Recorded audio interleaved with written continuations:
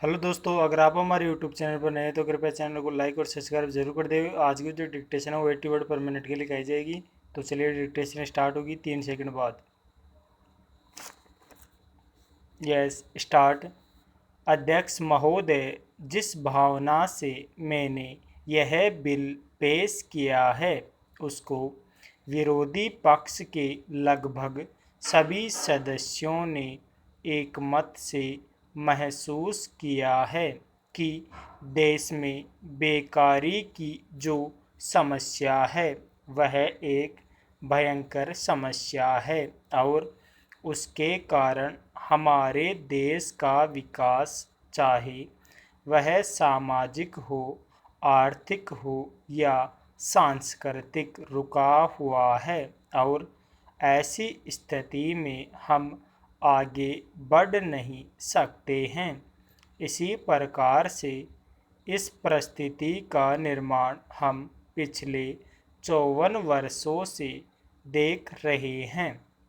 मंत्री महोदय ने यहाँ पर अभी कहा कि राष्ट्रपति इस काम को नहीं कर सकते हैं क्योंकि वह उनके अधिकार के बाहर है। आप राज्यों में राज्यपाल शासन स्थापित करते हैं जब यह देखते हैं कि किसी राज्य में वहाँ की व्यवस्था, वहाँ का विकास ठीक नहीं हो रहा है, जब किसी राज्य में गड़बड़ी फैल रही हो, विकास का काम समाप्त हो गया हो और जिम्मेदारी से लोग काम न करते हो तो वहाँ पर राज्यपाल शासन स्थापित किया जाता है। ऐसे बहुत से उदाहरण हमारे देश में मौजूद है। उसी प्रकार से हमारे राष्ट्रपति हैं और अगर देश में इस तरह की स्थिति वर्षों तक चले तो कोई कारण नहीं है। आपात के रूप में राष्ट्रपति इस देश की सुरक्षा के लिए, इस देश की उन्नति के लिए जिम्मेदारी अपने हाथ में न ले सके।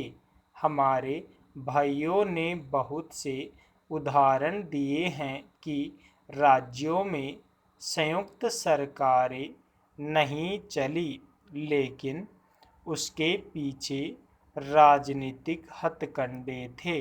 अगर कोई राजनीतिक पार्टी जिम्मेदारी से काम नहीं करती तो विधान में यह स्पष्ट है कि राष्ट्रपति शासन अपने हाथ में ले।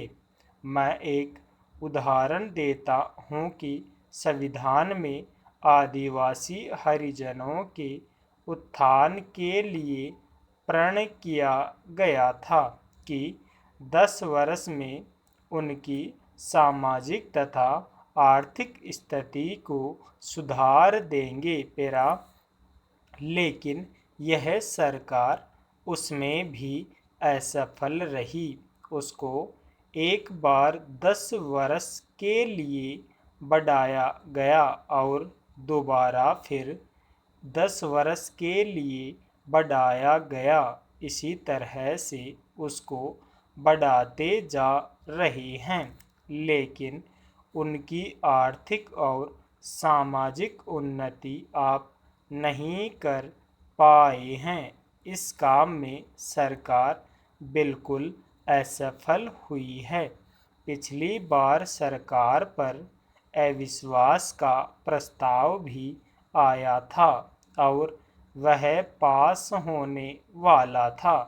इसलिए मेरा कहना है कि हमारे देश में यह जो बेकारी की समस्या है वह एक बहुत ही भयंकर समस्या है। स्टॉप।